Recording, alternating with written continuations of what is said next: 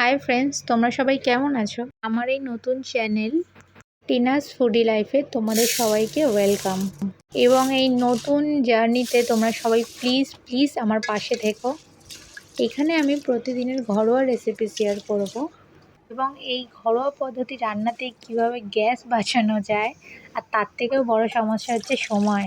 মানুষের সময়ের ভীষণ অভাব, তাই খুব কম সময়ের মধ্যে খুব ভালো স্বাদের রান্না আমি এখানে শেয়ার করব। তোমরা প্লিজ আমার চ্যানেলকে ফলো করো, বাড়িতে একবার হলেও বানিয়ে দেখো। যদি ভালো লাগে তাহলে লাইক, কমেন্ট অ্যান্ড সাবস্ক্রাইব। তো যাই হোক, গ্যাস বাঁচানোর একটা ট্রিক বলছি। আর তোমরা জানি না কে কেমনভাবে ভাত বানাও। কেউ হয়তো চাল আগে ভিজিয়ে রাখো, কেউ হয়তো না ভিজিয়েও রাখো, নর্মাল বানাও যেমন ভাত অমনি বানিয়ে নাও। কিন্তু আমি বানাই হচ্ছে, আমি দুধেশ্বর চাল ইউজ করি, তো আমার ভাতটা 5-6 মিনিটের মধ্যে হয়ে যায়। তো আমি 5-6 মিনিট ধরে ভাতটাকে ফোটাই না। ভাত যখন ফুটে যায় তখন আমি গ্যাসটা অফ করে নিই। গ্যাসটা অফ করার 5-6 মিনিট পর গ্যাসটা আবারও জ্বালিয়ে দিই। তারপর যখন ভাত ফুটে যায় তখন ভাতের ফ্যান ঝেড়ে নিই। তোমরা তোমাদের চাল অনুযায়ী, মানে কী চাল ব্যবহার করছো, তোমাদের ভাত হতে কতক্ষণ লাগে সেই হিসাবে তোমরা টাইমটা একটু মেনটেন করে নিও। হয়তো একবার দুবার ভুল হতে পারে, তারপর দেখো ঠিক ভাতটা হবে। আর যাদের বাড়িতে বেশি পরিমাণে যদি ভাত হয় তারা মাঝখানে একটু চেক করে নিও। যদি দেখো যে ভাতটা হতে আরেকটু বাকি আছে তখন গ্যাসটা জ্বালিয়ে দিও। তারপর ভাতটা ফুটে গেলে ফ্যান ঝেড়ে নিও।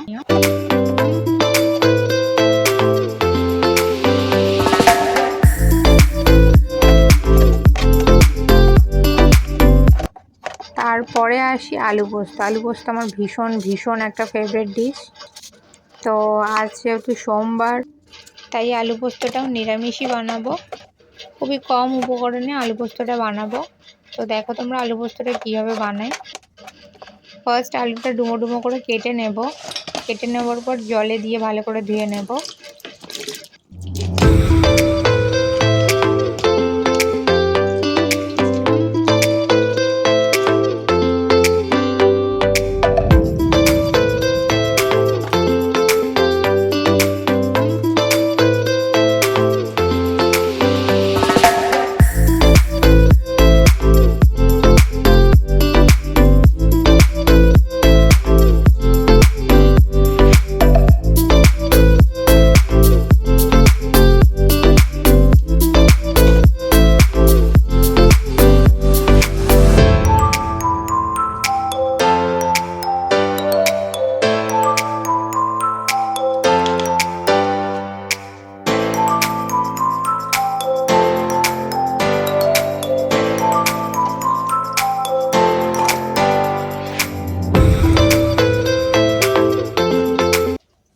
তারপর কড়াইতে সর্ষের তেল দিয়ে নিয়েছি।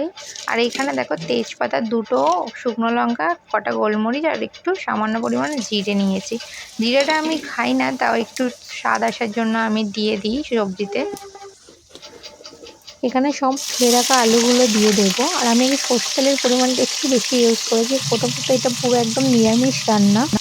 আর দ্বিতীয়ত আমি ডালটা খুব একটা পছন্দ করি না, তাই ভাত আলু পোস্ত দিয়ে আমার খাওয়া হয়ে যাবে। আর তাই আমি তেলটা একটু বেশি করে দিয়েছি। তারপরে এইভাবে সমস্ত আলুগুলো দিয়ে ভালো করে নেড়ে এরপর গ্যাসের ফ্লেমটা জোরে দিয়ে দেব। আমি কিন্তু এটাকে বিনা ঢাকা দিয়ে এরপর ভালো করে আমি আলুটাকে ভেজে নেব। কোনো রকমের ঢাকা ইউজ করব না। ঢাকা ইউজ করলে আলুটা সিদ্ধ হয়ে যাবে, ভাজা হবে না।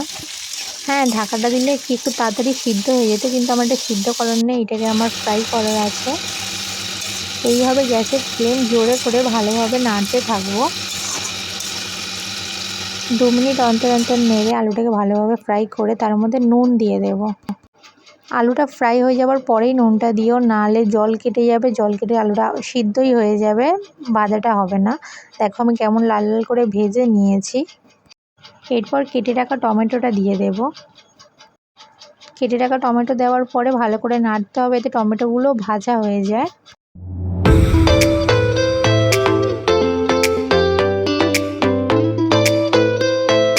80% আলুটা ভাজা হয়ে গেছে। এবার গ্যাসের ফ্লেম আস্তে করে এখানে কিছু গুঁড়ো মশলা নিয়ে নেব, যেমন হলুদ গুঁড়ো, লঙ্কা, ধনে, একটু কাশ্মীরি মির্চ আর একটু শাহি গরম মশলা। এই সমস্ত মশলা দিয়ে দেওয়ার পর খুব ভালো করে নেড়ে নিতে হবে।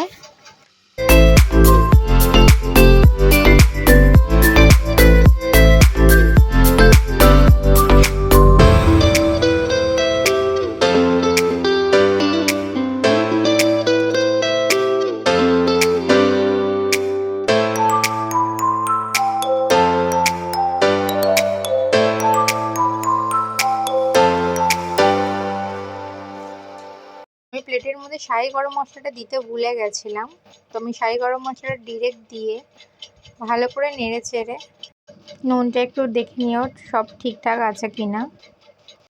আলুটা এখানে অনেকটাই সিদ্ধ হয়ে গেছে।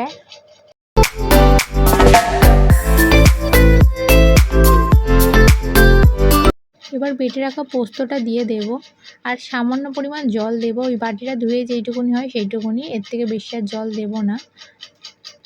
দিয়ে খুব ভালো করে নেড়ে নেব। তারপর সামান্য পরিমাণে চিনি অ্যাড করব। তোমরা যদি কেউ চিনি না খাও, মানে মিষ্টি এক ফোঁটা না খাও, তাহলে স্কিপ করতে পারো। আর আমি খুব সামান্য পরিমাণে দিয়েছি। গ্যাসের ফ্লেমটা এই সময় হালকা লোই রাখবে, নালে পোস্তটা কড়াতে ধরে নেবে, একটু জ্বলে যাবে। আর তারপর একটু নুন দিয়ে দিলাম, টেস্ট করে দিলাম, নুনটা একটু কম আছে, তোমরা একটু টেস্ট করে নিও। যারা যেমন সবজিতে নুন খাও সেই অ্যাকর্ডিং দিয়ে নিও। তারপর আরেকটু নুন দিলাম, আমি নুনটা একটু কম কম করেই দিই, বাই চান্স যদি একটু বেশি হয়ে যায় তো খাওয়া যাবে না, একটু নুন কম হলে আবার দিয়ে খাওয়া যাবে। তাই এই হলো আমার আজকের রেসিপি। ও হ্যাঁ, তোমরা যদি এটা গ্রেভি খেতে চাও, মানে হালকা রসা রসা খেতে চাও, তো আরেকটু পরিমাণে জল দিতে পারো। এরপর গ্যাসের ফ্লেমটা অফ করে দেব। এখানে তৈরি আমার আলু পোস্ত। কড়াই খালি করে বাড়িতে ঢেলে নেব। কালারটা কেমন এসে বলো। যদি সেমভাবে বাড়িতে বানাও তাহলে প্লিজ কমেন্টে বলো রেসিপিটা কেমন হয়েছে। তো আজকের পর্যন্ত এখানেই। সবাইকে আবারও রিকোয়েস্ট রইল, প্লিজ চ্যানেলটা সাবস্ক্রাইব করে পাশে থেকো।